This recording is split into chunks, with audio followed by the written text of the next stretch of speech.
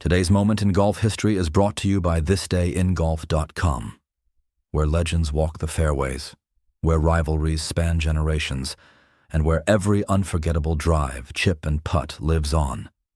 From the earliest tees of the game's origins to the modern masters shaping today's PGA and global tours, we celebrate golf one historic day at a time. Relive the moments that changed the sport forever. Hear the iconic calls, feel the hush of the gallery, and the roar when greatness happens. Keep the spirit and history of golf alive. Explore the legacies, stories, and timeless beauty of the game at thisdayingolf.com.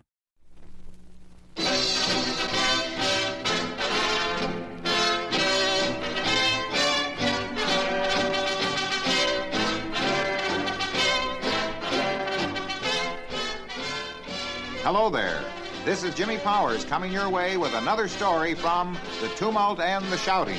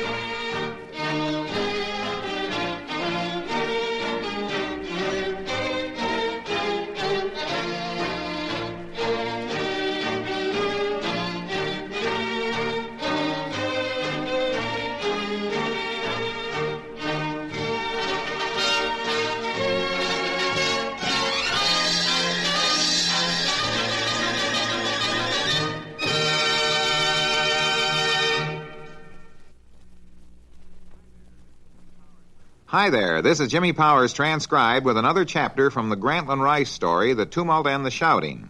Last time we were with Bobby Jones from early childhood when, as a 7-year-old, he started swinging a battered old mashy iron in his native town of Atlanta, Georgia. We learned of his early fight to conquer a hot temper and another struggle to tame an overenthusiastic appetite, two factors that had militated against Jones's winning his first United States Open title until 1923. We then traveled with Bobby through the fat years from 1923 through 1930 when he won the Big Four, both the Open and Amateur crowns in America and England. Today, we travel with Granny Rice and Bobby Jones from 1930 until Rice's farewell in 1954. So, with a warm salute to the ever-young spirit of Grantland Rice, I take up The Tumult and the Shouting and pick up the narrative in first person.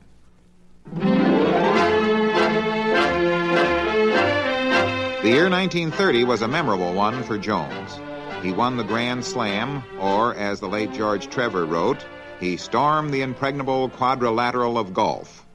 I'll give odds here and now that it will never happen again.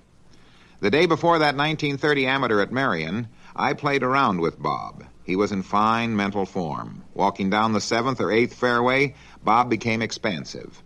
Granny, he said, I've suffered at this game a lot of years. Among other things, I've discovered a man must play golf by feel, the hardest thing in the world to describe, but the easiest thing in the world to sense when you have it completely.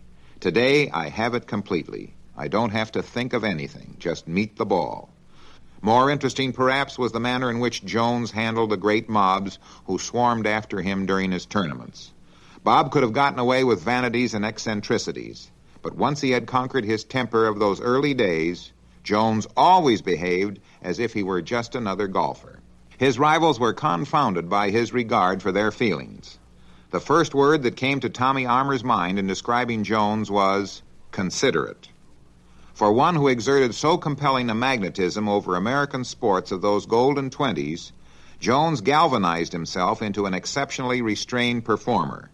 He did not dramatize himself like Tilden or Hagen. He made no appeal to the primitive human emotions like Dempsey. He was no happy extrovert like Ruth. His stupendous popularity apparently rested on a combination of clean, boyish looks plus a skill so apparent it needed no showboating. When Jones returned to golf as host for the Masters tournament at Augusta in 1934, his concentration and determination, his old keenness, were no longer with him. He could still go out and murder par on occasion in friendly play at so much aside. But that shot or mental discipline so paramount in championship play had fled. In 1936, when I covered the Olympic Games at Berlin, Bob and Mary Jones joined Kit and me aboard the Europa. We wanted to revisit England and Scotland before the Games. I knew Bob was popular, sure, but I had no idea his name had spread so far. It had been 6 years since his retirement. He hadn't been in Europe since 1930. At Glen Eagles, Bob had a hankering to play St. Andrews, the scene of two of his greatest British victories, the 27 Open and the 30 Amateur. He phoned over and said he would be on hand the next morning, asking the St. Andrews pro not to tell anyone he was coming. That pro swears on a stack of Scottish Bibles that he told no one. But when Bob stepped on the first tee at 9 o'clock the next morning, at least 5,000 were present. They came swarming in like locusts. By the time he reached the 18th green, up at the ancient clubhouse, at least 10,000 spectators were on hand. Later, after watching the games at Berlin for several weeks, Bob, Mary, and Kit went on. Whenever they stopped, Munich, Vienna, and Budapest, where Bob played a round or two, it was the same. Flowers for the ladies and receptions and dinners. According to Kit, you'd have thought a king was making the tour. For nearly 50 years, young Bob Jones has afforded me a host of worthwhile copy. More important, a glorious warmth of companionship. May we continue to travel the same path from here to eternity. And now this is Jimmy Powers once again, folks. You've been listening to Granny's experiences with the great Bobby Jones. Now you're about to hear from the Emperor himself. Bob, it's wonderful having you aboard Granny Rice's Life Safari. I wouldn't miss it, Jimmy. After all, Granny and I shared much over a great many years, not only in golf, but in life as well. Today's moment in golf history is brought to you by thisdayingolf.com, where legends walk the fairways, where rivalries span generations, and where every unforgettable drive, chip, and putt lives on. From the earliest tees of the game's origins to the modern masters shaping today's PGA and global tours, we celebrate golf one historic day at a time. Relive the moments that changed the sport forever. Hear the iconic calls, feel the hush of the gallery, and the roar when greatness happens. Keep the spirit and history of golf alive. Explore the legacies, stories, and timeless beauty of the game at thisdayingolf.com. Granny and my father were close friends. Matter of fact, they played baseball against each other. My father for Mercer University and Granny for Vanderbilt. And later, Granny came to Atlanta to write sports for the Atlanta Journal. But when did the association become a real friendship? In 1916, when I was 14, I won the Georgia State Amateur Championship, winning over Perry Adair in the final. This apparently caused Mr. George Adair, Perry's father, and my dad to decide that we should play in the National Amateur Championship. So Perry and I went up to the Marion Golf Club near Philadelphia under the aegis of Mr. Adair, and on our first day there, we had a game with Granny, who was then working out of New York. In 1917, Perry and I were chosen on a team of 10 amateurs to take part in some war relief matches around New York, and Grant took us in to live with him in his apartment on Riverside Drive. I think that experience gave me my first inkling of Granny's genius. I couldn't understand then, and I still don't understand, how he could write those columns with the wonderfully sensitive verse, while Kate, his wife, and that daughter Francie, who was then a little girl, Perry and I were all making noise around the room, having a real gay time. Finally, though, I think even Grant had to give up. One night he took us all out to Coney Island and put us through everything at least twice. How could a kid help loving a guy like that? He made himself my age then, and we stayed the same age the rest of his life. When later I married, he and Kate and Mary and I took up without missing a step. But you know, Jimmy, it's all pretty much there in his book. I know, Bob, but it's nice to hear you tell it. Bobby Jones, your last major competition as such was in 1930. How much golf have you played in the intervening 25 years? Well, Jimmy, I played a lot of golf as long as I was physically able. Most of it was informal stuff, except for my annual appearance in Augusta. But I did manage to get in a number of exhibition matches for various charities. As a matter of fact, the last full round of golf I played was in one of these matches at Highlands, North Carolina, where I played with my friends Dick Dorrington, Dorothy Kirby, and Louise Suggs. Incidentally, all three of them beat me quite handily. Soon after the match I've just mentioned, which was in 1948, I had some surgery on my spine and have not been able to play golf since. But I think you know that golf is still a very large part of my life and that I keep very intimately in contact with all phases of golfing activity. Would you mind telling us, Bob, what makes the Augusta National Course perhaps the Blue Ribbon Championship course of America, a course that even the pros concede is tops? Of course, Jimmy, the Augusta National is a very fine golf course. And throughout the almost 25 years of the existence of the course, we have been able to improve it constantly from year to year. We have had some good advice in Augusta, both from professional golf course architects like Perry Maxwell and Robert Trent Jones, and also from the best players in the country, both professional and amateur, who come there each year for the Masters Tournament. I think, however, that the Masters Tournament itself has achieved its present stature mainly because we have the very considerable advantage of playing the tournament on the same course year after year and of having the same able and experienced organization to conduct the tournament.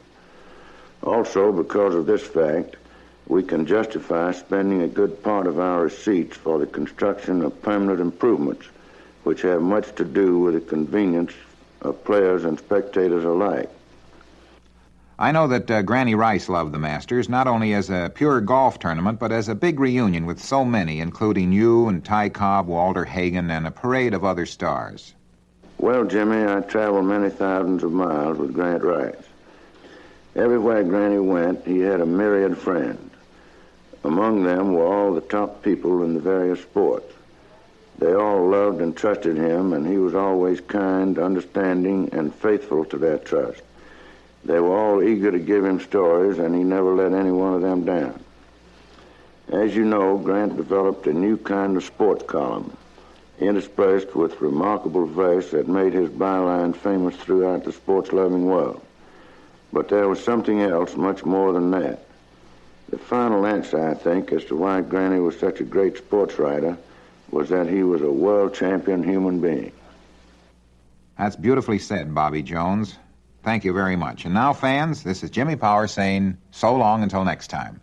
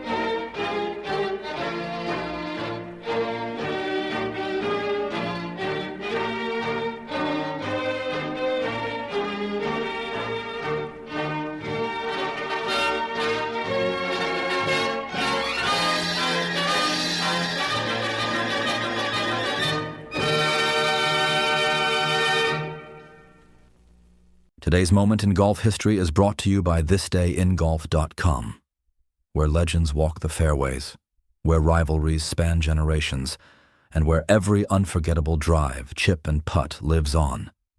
From the earliest tees of the game's origins to the modern masters shaping today's PGA and global tours, we celebrate golf one historic day at a time.